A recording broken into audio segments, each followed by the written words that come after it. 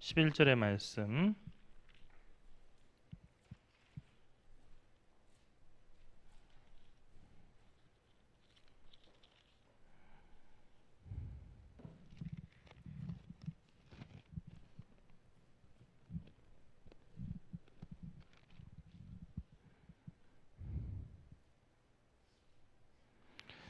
우리 한 목소리로 봉독하겠습니다. 그러나 우리는 그들이 우리와 동일하게 주 예수의 은혜로 구원받는 줄을 믿노라 하니라.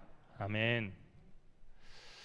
오늘은 켈빈의 기독교 강요 가운데서 가장 중심되는 교리이고, 저와 여러분이 속한 장로교, 이 장로교의 신학적인 교리 가운데서 가장 핵심에 있는 예정 교리에 관해서 함께 살펴보고자 합니다. 켈빈은 기독교 강요를 여러 번 고쳐서 썼습니다. 처음 쓸 때도 정성을 기울여서 썼지만 나중에 여러 차례 개정을 거치면서 문장 하나하나, 단어 하나하나를 갖다가 다시 선별하면서 성경의 뜻이 아닌 자기의 생각이 함부로 개입하지 않도록 그렇게 애써가면서 성경을 바탕으로 이 기독교 강요라고 하는 책을 졌죠. 예정론이라고 하는 것은 하나님께서 태초부터 영생에 이를 사람과 영벌에 이를 사람을 선택해 놓으셨다는 겁니다. 그래서 영생에 이를 사람과 영벌에 이를 사람들의 삶의 길이 다르다는 거죠. 우리가 언뜻 생각하면 불공평하게 느껴지죠. 이 세상에서 일단은 평가받을 기회가 좀 있은 다음에 착한 일 많이 하고 착하게 살면은 천국 가고, 그렇지 못하면 지옥 간다고 하면 공평한 건데, 그런데 창세 전부터 영생에 이를 사람이 정해져 있고 영벌에 이를 사람이 정해져 있다고 한다면, 이것은 기회도 주지 않고 한 사람의 영혼을 결정하는 매우 어떻게 보면 일방적인 결정이 아닌가 하는 생각이 있습니다. 하지만 이것은 켈빈의 그냥 독창적인 생각이 아니고 성경 전체를 통해서, 그리고 사도들이 우리에게 전한 그 내용들을 그대로 전한 거죠. 영원한 선택, 그러니까 하나님의 선택은 한 번 결정하시면 변함이 없고요. 그리고 이거 내가 잘못 선택했구나, 후회하네, 그러니까 이거 예전에 결정했던 거, 선택했던 거 잘못됐고 이제 바꿔서 이 사람이 아닌 저 사람들로 구원하겠다, 이렇게 나가는 것이 아니고 한 번 선택이 영원하다는 거죠. 그 영원하신 한 번의 선택으로 어떤 사람들은 구원으로, 어떤 사람은 멸망으로 가도록 하나님이 정해 놓으셨다는 거예요. 여러분, 제가 기독교 강요를 읽으면서 항상 철렁하는 부분이에요. 그리고 이것을 심각하게 생각하면은 이 말이 가지고 있는 이야기가 결코 단순하지 않다는 거예요. 예수 믿고 교회 다니니까 다 천국 간다, 성경 그렇게 얘기하고 있지 않아요. 우리가 잘 알고 있는 얀 후스라고 하는 루터보다 100년 전에 종교개혁을 갖다가 보헤미안 형제단에서 이렇게 함께 일으켰던, 그러니까 지금 체코의 프라하를 중심으로 해서 종교개혁을 일으켰던 얀 후스, 나중에 사탄의 종이라고 해가지고 불로 태워 죽이는 그런 화형을 당했었는데요. 이 사람도 교회론이라고 하는 책에서 이미 어떤 얘기를 했냐면요, 교회 안에는 영벌을 받을 사람과 영생을 얻을 사람이 함께 섞여 있다. 그런데 누가 영벌을 받을 사람인지 영생을 받을 사람인지 알 수가 없다. 그리고 우리의 행위를 가지고서 나는 이런 행위를 했으니까 영생을 당연히 얻겠지, 저 사람은 그런 행위도 하지 않았으니까 영벌을 받겠지 할 수 없다는 거예요. 그러니까 이 예정론의 핵심은 뭐냐면요, 우리의 구원은 인간의 행위에 있는 것이 아니라 하나님의 주권에 전적으로 달려 있다는 거예요. 그러니까 하나님 하고 싶으신 대로 하시는 거지, 우리 사람이 무엇을 했기 때문에 당연히 하나님께 구원을 갖다 요청할 수 없다는 거예요. 그래서 사도 바울은 두렵고 떨림으로 너희 구원을 이루라고 하는 이야기를 우리에게 이야기했죠. 여기에 보면 오늘은 좀 기독교 강요의 내용을 직접적으로 인용해서 함께 좀 읽어가려고 합니다. 이게 그 구절 그 자체가 상당히 중요하기 때문에요. 제가 먼저 이제 인용한 말씀은 이런 거예요. 우리는 하나님의 영원한 선택을 알기 전까지는, 하나님이 영원한 선택하셨죠. 근데 그것을 알기 전까지는 우리의 구원이 그의 값없는 자비의 샘에서 흘러나온다는 사실에 대해서 분명한 감화에 이르지 못한다.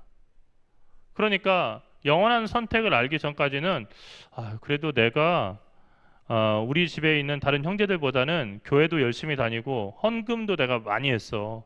그리고 내가 교회 봉사 있을 때마다 안 빠지고 했지. 그러니까 내가 구원받는 거 당연한 거야. 그리고 예수 믿습니다라고 그냥 입으로 시인하면 다 구원받는다고 써. 그러니까 나는 구원 확실히 받는 거야. 여러분 이렇게 할 수 없다는 얘기예요. 오늘 또 장례 예배를 우리가 드리는데 장례할 때도 하나님 이분을 갖다가 구원해 주십시오. 이분이 천국 가게 해 주십시오라고 하는 기도를 종교개혁 이후에는 못하게 돼 있어요. 왜냐하면 죽은 자를 위한 기도는 우리가 종교개혁 전통 이후에서는 없어요. 그러니까 천주교에서는요, 죽은 사람이라 할지라도 이 땅에서 기도해주고 열심히 그 사람을 위해서 면죄부를 사주고 하면은 어떻게 되냐면 이 사람이 지옥 갔던 사람이 연옥으로 옮겨가고 연옥 갔던 사람이 천국으로 옮겨간다고 그렇게 중세의 캐톨릭은 설명을 했어요. 지금도 연옥설은 천주교 여기 가까운 성당들이 있는데 성당에서는 연옥설을 갖다가 믿어요. 그래서 죽은 사람을 위해서 기도해요. 그런데 우리 종교개혁에서는 종교개혁 전통의 개혁교회에서는 죽은 사람을 위한 기도가 없어요. 그러니까 그 사람이 천국 가고 안 가고는 우리의 기도에 달려 있는 것이 아니라 하나님의 전적인 주권에 달려 있다는 거예요. 그러니까 어제도 우리가 이제 박종화 권사님 그 이제 돌아가시고 나서 위로 예배를 했는데 위로 예배는 누구를 위한 거냐면 살아남은 사람들을 위한 거예요. 입관 예배 드리죠. 입관을 통해 가지고 죽은 사람 이제는 입관했으니까 천국 가게 해주십시오. 기도하는 게 아니고요. 49제 드리고 막 그러는 것이 아니고 우리가 입관 예배를 드리는 이유는 거기서 교훈을 얻는 거예요. 우리도 언젠가 이렇게 세상을 떠나갈 때 세상에 끝이 있는데 하나님 남은 삶을 성령께서 복 주셔서 우리도 정말 이 남은 삶을 아껴서 주님 앞에 설 때 바른 모습으로 설 수 있도록 성령께서 저희를 바꿔 주십시오. 그러면서 또다시 유족들을 위로하는 거죠. 그러니까 하나님의 영원한 선택이 모든 것을 결정한다는 것을 알게 되면요, 사람은 감격하지 않을 수가 없어요. 그런데 이런 얘기를 들어가면서도 감격하지 않는 이유는 뭐냐면요, 자꾸만 우리는 사도 바울이 싸웠던 공로주의에 빠져 있기 때문이에요. 그래도 내가 구원받는 것은 몇십 년 동안 동광교회에 등록해서 헌금도 하고 열심히 예배드리고 그리고 주방 봉사할 때 열심히 봉사했기 때문이지, 그러니까 내가 다른 사람보다는 구원받을 가치가 많아, 그리고 자격이 충분히 되지, 아니에요. 여러분이 알고 있는 이거 하면은 우리가 구원받을 수 있습니까? 전혀 그거하고는 상관이 없어요. 심지어 고린도전서 13장에서 사랑장에서 사도 바울이 말한 것처럼 자기 몸을 불살라 준다 할지라도요, 사랑이 없으면 아무것도 아니라고 했잖아요. 그러니까 우리가 말하는 흔히 순교라고 말하는 어떤 종교를 위해서 죽었으니까 내가 기독교 복음 전하다가 죽었다. 그러니까 나는 당연히 천국 간다. 알 수 없다는 얘기예요. 이거 되게 무서운 얘기잖아요. 그런데 왜 켈빈이 이런 얘기를 했을까요? 그 핵심은 어디에 있냐면요, 우리의 구원의 방점은 인간의 행위에 단 0.00001%도 있지 않고 하나님의 자비하신 값없는 그 자비에 있다는 거예요. 그래서 하나님은 아무도 구별 없이 모든 사람을 다 자녀 삼으셔서, 우리가 생각하는 거죠, 다 자녀 삼으셔서 결국은 누구나 다 천국 갈 수 있게 누구나 다 소망 가져라 하지 않으시고 어떤 사람들에게는 주기를 거부하시는 것을 다른 사람들에게는 주신다는 거예요. 영생을 어떤 사람에게는 주시고 어떤 사람에게 안 주신다는 거예요. 애쓰고 수고해도 그 사람은 안 준다는 거예요. 어떤 사람은요, 우리가 볼 때는 형편이 없어요. 저 사람이 뭐 저래가지고 구원받겠어? 저 사람 구원받으면은 세상 모든 사람 다 구원받겠구나. 그러나 그 사람은 구원해 주신다는 거예요. 대단히 충격적인 얘기죠. 우리가 쉽게 그냥 용납하기 어렵잖아요. 아니 그러면 열심히 신앙생활할 필요 없네. 아니에요. 이것을 혼동하면 안 되는데요. 구원받은 사람은요, 하나님께서 구원하시기로 한 사람은 선택이 먼저이고 그 선택이 있기 때문에 그 사람은 결국은 어떻게 만들어 가시냐면요, 구원받을 사람으로 만들어 가신다는 거예요. 경건은요, 선택의 결과지 경건하기 때문에 선택받는 게 아니란 얘기예요. 아시겠습니까? 그러니까 이 순서가 바뀌게 되면 어떻게 되면 율법주의가 되는 거예요. 내가 이 세상에 열심히 살았으니까, 내가 열심히 헌신했으니까 나는 구원받는다? 아니에요. 이게 성경의 얘기가 아니란 얘기예요. 이 착각이 있기 때문에 우리가 교만에 빠지는 거예요. 그래서 이 캘빈은 결론적으로 어떻게 했냐면, 그리하여 이러한 대조를 통해서 어떤 사람에게는 영생을 주시고 어떤 사람에게는 영생을 주지 않는 이 대조를 통해서 자기의 하나님의 영원한 선택이 자기 의가 되게 하신다. 이게 좀 빠졌는데요. 그러니까 하나님의 의로우심이 구원에 있어서는 이게 중요한 것이지 인간의 의로움 때문에 우리가 구원받는 게 아니라는 거예요. 로마서 11장 5절에서 6절의 말씀에 보면 바로 이러한 그 말씀을 깨달을 수 있는 그 구절을 사도 바울도 얘기한 걸 볼 수 있어요. 지금도 은혜로 택하심을 따라 남은 자가 있느니라. 남은 자라고 하는 것은 성경의 렘넌트라고 하죠. 렘넌트라고 하는 것은 남겨진 자, 하나님이 남겨놓은 사람이 있느니라. 이거 되게 중요한 거예요. 바알에게 다 절했지만은 끝까지 절하지 않고 남은 사람, 그리고 하나님께서 구원의 날을 위해서 남겨두신 그 사람이 있다는 거예요. 만일 은혜로 된 것이면 행위로 말미암지 않음이니, 하나님의 은혜로 그게 된 거라면 인간의 행위는 거기에 개입할 여지가 없다는 거예요. 그렇지 않으면 은혜가 은혜되지 못하느니라. 무슨 얘기예요? 하나님이 전적으로 은혜로 구원받을 사람을 선택해 놓으시고 그 구원의 길로 인도하시고 견인하신다고, 참게 하신다고 하는 거죠. 참고 견디고 그래서 구원에 이르게 하시는데, 만일 여기서 그래도 여기에 한 2%의 인간의 노력이, 인간의 그 선행이 들어가면은 아주 맛있어집니다 하는, 요리에서 무슨 간을 치는 것처럼 인간의 도움을 갖다가 몇 퍼센트 집어넣는 걸로 한다면 그건 하나님의 은혜가 아니라는 거예요. 우리가 모든 게 하나님의 은혜라고 하는 것은요, 인간의 구원은 전적으로 100% 하나님의 결정과 선택에 의한 것이고 하나님이 하시는 거라는 거죠.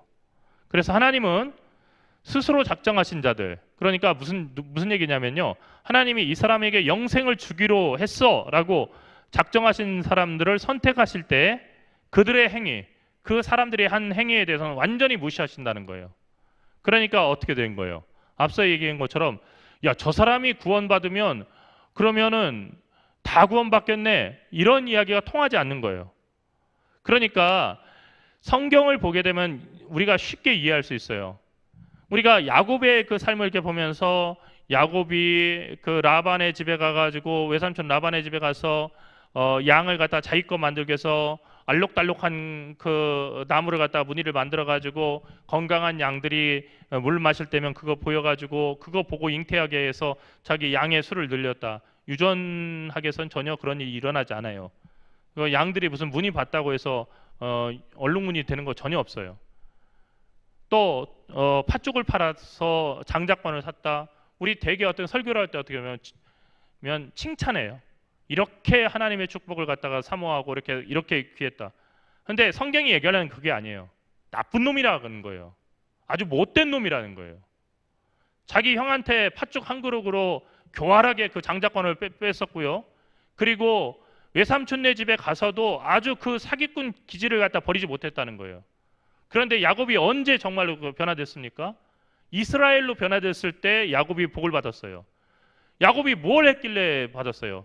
야곱이 야복 강가에 있을 때 기도했다고요? 아니에요. 어떻게 했습니까? 세 무리로 나눠가지고요, 차례대로 자기 종들을 보내고 그 다음에 자기 가족들 보내고요, 그 삼진까지 보내고 자기는 뒤에 있었어요. 왜 이렇게 세 무리로 나눴어요? 만약에 형이 화가 나가지고 첫 번째 무리 쳐버리면, 형이 아직도 화가 풀리지 않았구나, 그러면은 두 번째 무리부터는 후퇴시키려고 한 거예요. 그리고 셋 다 죽더라도, 재산도 잃고 가족도 다 잃더라도 자기는 살아남으려고 한 거예요. 천하의 못된 놈이 누구냐면은 야곱이에요. 그런데 하나님께서 야복강가에서 그 야곱에게 복을 주셨어요. 너 지금부터는 야곱이라 하지 말고 이스라엘이라고 해라. 하나님과 겨루어 싸운 자다. 그리고 이 이스라엘이라고 하는 것은 청유형으로요. 히브리어 전문가들이 그 학자들이 얘기한 것은 여호와여 나를 대신해서 싸우소서라고 하는 그 뜻이 그 안에 들어 있다는 거예요. 그러니까 야복 강가에서 일어난 것은 야곱이 뭐 기도 열심히 하고 야곱이 오랜 동안 일을 하면서 성숙해지고 적극적인 사람에서 전혀 상관없다는 거예요. 다 내팽개치고요. 하나님이 야곱을 축복하셨고요. 야곱을 선택하셔서 하나님의 그 축복을 이어갈, 아브라함의 축복을 이어갈 사람으로 삼으셨다는 거예요. 그 인성은 형편없었어요. 그 하는 짓 한심했어요. 그런데 하나님이 선택하셨다는 거예요. 여기에 야곱의 어떤 그 덕성도 들어가지 않아요. 다만 하나님께서 결국은 어떻게 했냐면 이스라엘로 바꾸시고 야곱을 복의 근원이 될 만한 사람으로 바꿔주셨다는 거예요. 그렇기 때문에 하나님의 예정은 보상이 아니에요. 우리가 한 일에 대한 보상이 아니에요. 너 이렇게 수고했으니까 너 이제 구원받을 만해. 너 점수 포인트 다 찼어. 그러니까 지금 죽으면 천국 갈 수 있어가 아니고 전적으로 하나님의 선물이라는 거예요. 그러니까 하나님의 이 예정론, 우리한테는 당황스러운데 이것이 중요한 이유는 뭐냐면 교회의 본질이 무엇인지를 이 예정론을 보면 알 수 있어요.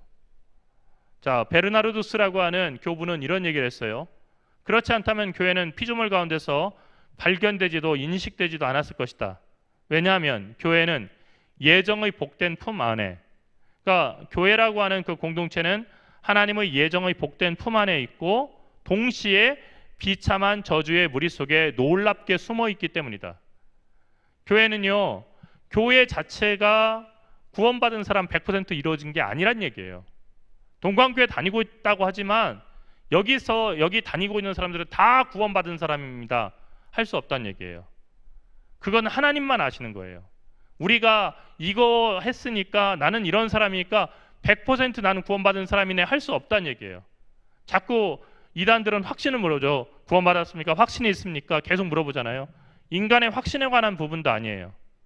그러면 어떤 거냐면 전적으로 우리가 볼 때는 교회 안에 우리가 속해 있는 이 사람들도 저주의 무리 속, 저주받은 사람들의 그 무리 속에 속해 있는 것처럼 형편없어 보일 때가 있지만은 그러나 동시에 교회는 예정의 복된 품 안에 있다는 거예요. 그러니까 이것은 모순이에요. 그런데 그 모순 속에 하나님의 구원의 진리가 있다는 거예요. 아우구스투스는 다음과 같이 얘기했어요. 여러분 좀 길지만 잘 들어보십시오. 제가 중요한 것은 파란색으로 이렇게 해놨어요. 우리는 믿음의 길에 이르렀다. 그러므로 그 길에서 계속해서 행하자. 좌로나 우로나 빠지지 말자는 거예요.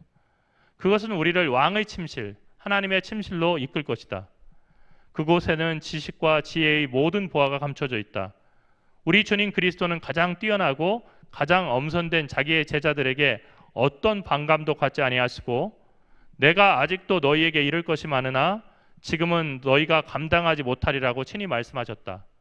예수님의 제자들조차도 예수님하고 3년 동안을 밤낮으로 함께 다니며 밥을 먹고 다녔는데 그리고 예수님의 가르침을 직접 들었는데 그런데도 불구하고 그 제자들도 감당하지 못할 그런 것이 있었다는 거예요. 알려줘도 그것을 감당하지 못할. 그래서 계속해서 이 아우구스투스가 우리는 믿음의 길에 이르렀다. 그러므로 그 길에서 계속 행하자는 말을 계속 얘기를 하는데 우리는 걸어가야 하고 나아가야 하며 자라나야 한다. 그리하여 우리가 아직 파악할 수 없는 것들을 마음에 담도록 해야 한다. 지금은 우리가 다 이해하지 못하지만 예수님의 제자들이라 할지라도 예수님 가르침 맨날 직강으로 들었지만은 이해하지 못한 것처럼 지금은 우리가 머릿속으로 다 정리가 되지 않고 이해도 되지 않을 수 있어요. 그런데 저 마지막 날에도 우리가 여전히 나아가고 있다면 어디에서 나가요? 믿음의 길에서 계속 믿음의 길을 걸어가고 있는 거예요. 그렇다면 그때 우리는 지금 이곳에서는 습득할 수 없는 것을 알게 될 것이다.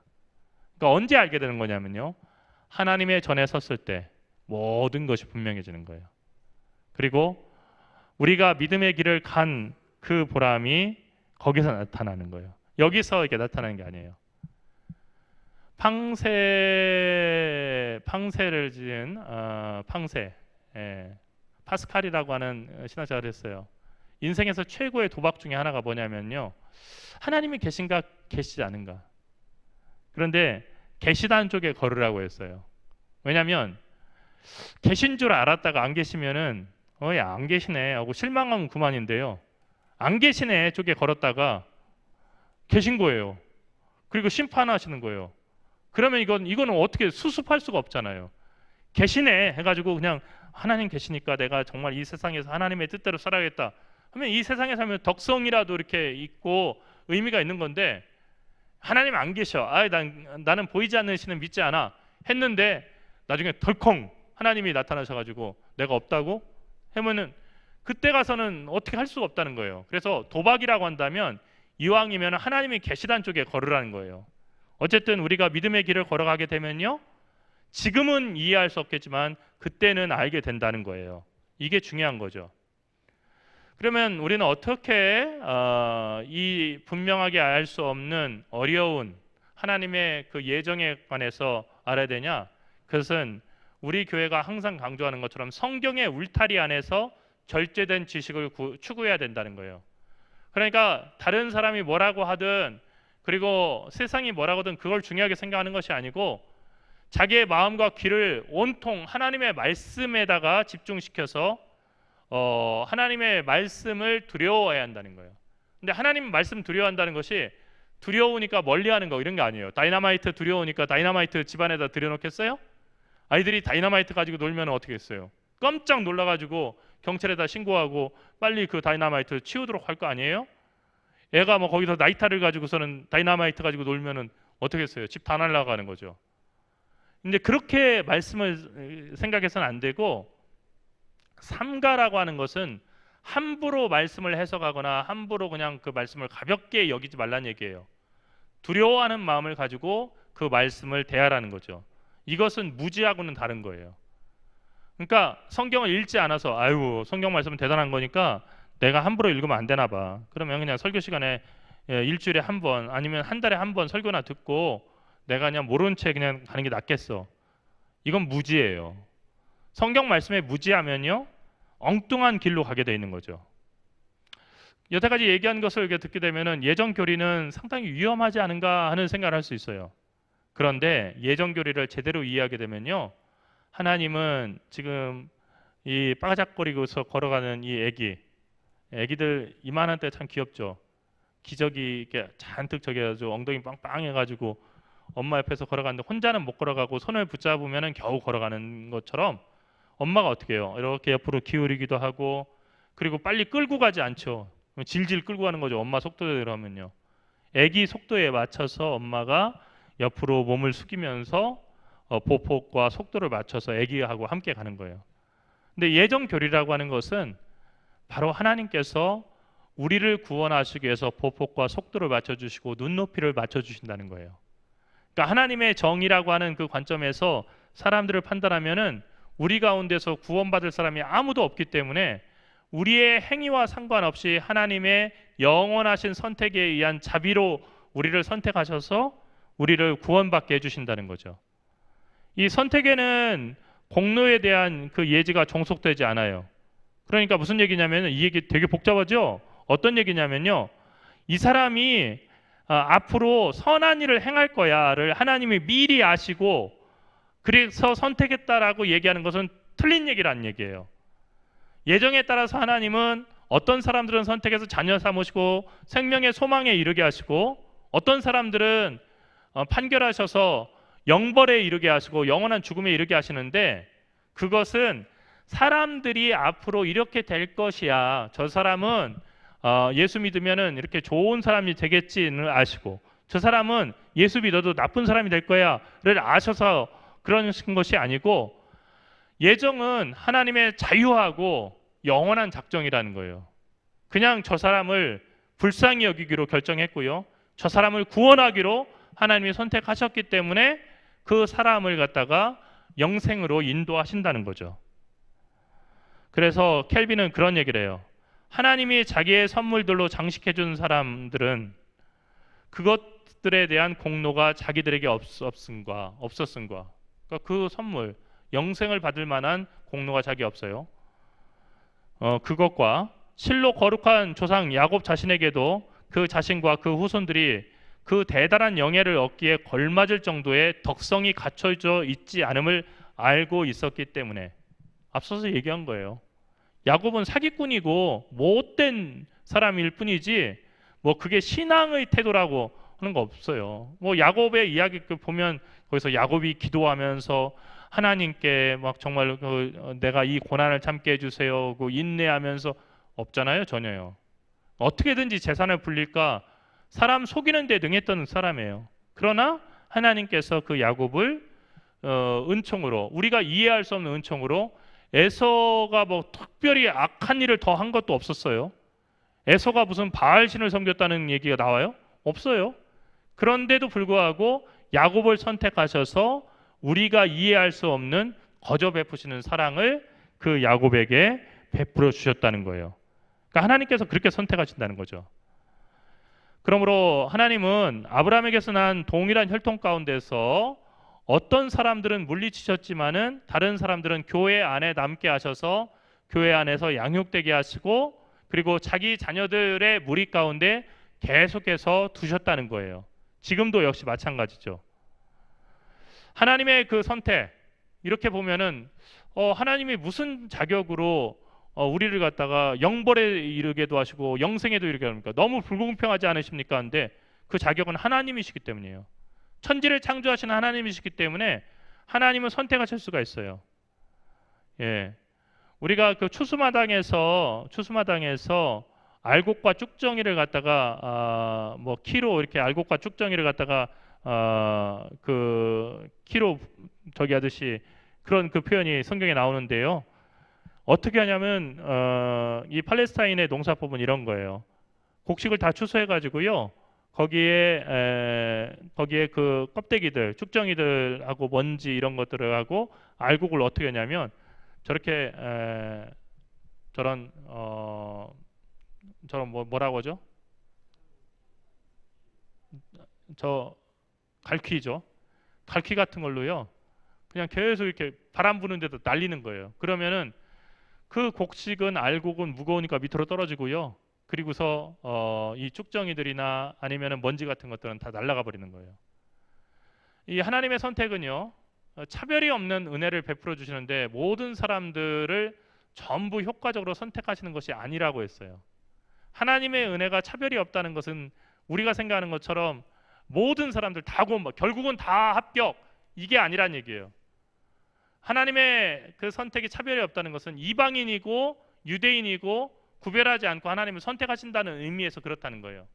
또 큰 무리 중에 많은 사람이 이렇게 추수마당에서 날아가는 쭉정이들처럼 이렇게 다 떨어져서 사라진다고 켈빈은 얘기했어요. 그래서 어떻게 되냐면요. 종종 자주 오직 아주 작은 부분의 사람들만이 남게 된다는 거예요. 그러니까 가장 의미 없는 얘기가 어떤 거예요? 우리나라 기독교가 1000만이니 800만이니 이거 따지는 거 숫자 따지는 거 아무 의미 없는 거예요. 그 기독교인이라는 사람들이 전부 다 구원받는 게 아니고 아주 소수의 사람들만이 남게 된다는 거예요. 하나님의 부르심에는 우리가 찬양에서 부르는 것처럼 후회하심이 없어요. 하나님 선택하셨지만 하나님 혹시 실수하신 거 아닙니까? 실수 없으셔요. 하나님은 구원받을 만한 사람을 구원받게 하셨어요. 그 사람이 공로가 있을 사람, 다른 사람보다 인품이 있을 사람? 아니요. 하나님이 더 사랑하고 싶은 사람을 선택하는 거예요. 하나님은 많은 사람들의 불충한 모반, 하나님을 향해서 모반을 일으키는 것보다 값없이 베푸시는 그분 자신의 호의를 더 많이 주목하셔요. 그러니까 사람들이 대단히 저거는 반역죄에 해당하는데 그리고 나에 대해서 이렇게 도전하는데 여기에다가 집중해가지고 이 사람들은 구원받지 못할 거야 라고 그렇게 결정하시는 것이 아니고 하나님 자신 안에서 쏟아져 나오는 값없는 그리고 한량없는 그 은혜에 더 주목해 보신다는 거예요.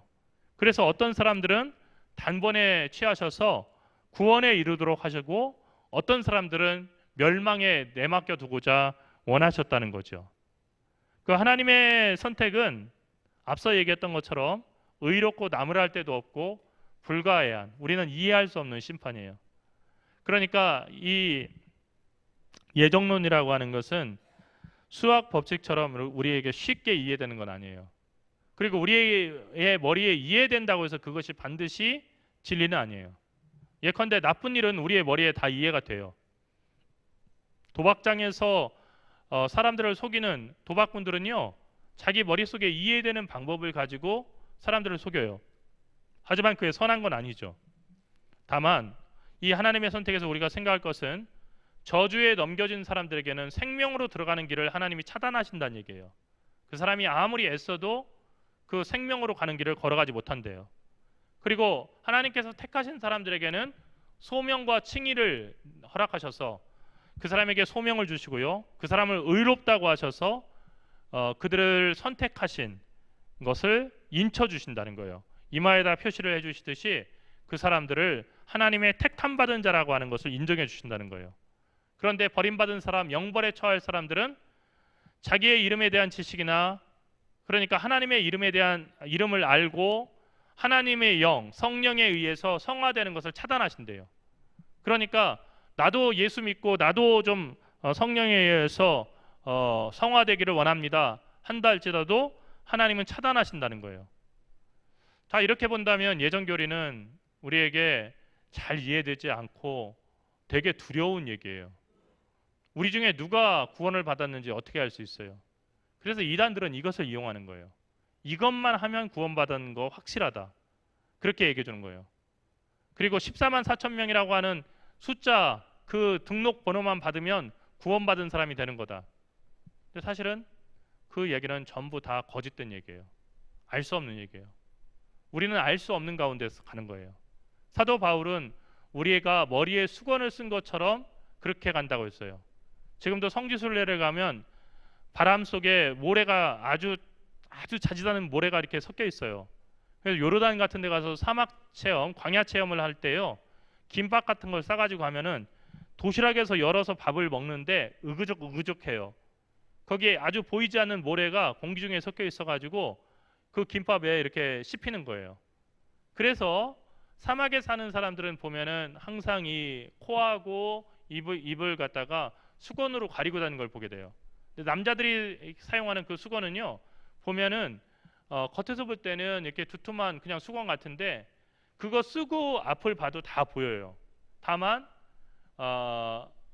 여기에 그 수건을 썼기 때문에 깨끗하게 그 색깔대로 보이진 않지만 그 형상들이 실루엣이 다 보이는 거예요.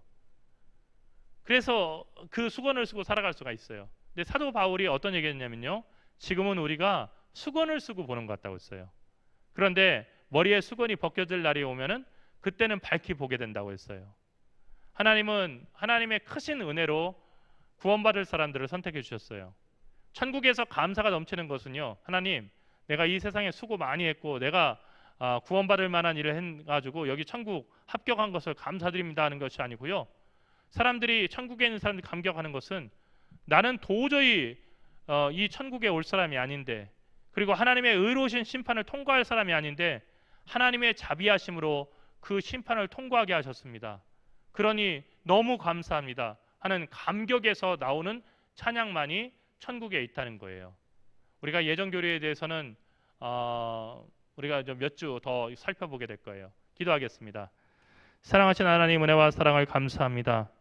태초 전에 우리가 알지 못하는 사이에 하나님께서는 구원받을 자를 택하시고 그들의 행위와 상관없이 하나님의 무한하시고 한량없는 그 은혜로 그 사람들을 선택하셔서 구원받은 자로서 영생의 축복을 받을 수 있도록 성령의 성화를 경험하게 인도하시고 그들을 영화롭게 하시며 그들을 변화시키셔서 하나님의 자녀다운 사람 되도록 이끌어 가심을 오늘 말씀을 통해서 살펴보았습니다. 우리가 우리 되는 것, 그리고 우리가 마지막 날에 하나님의 자녀로 천국에 서는 것은 우리의 수고와 우리의 노력이 아니라 오직 하나님의 선물이요 하나님의 은총임을 저희가 깨달았습니다.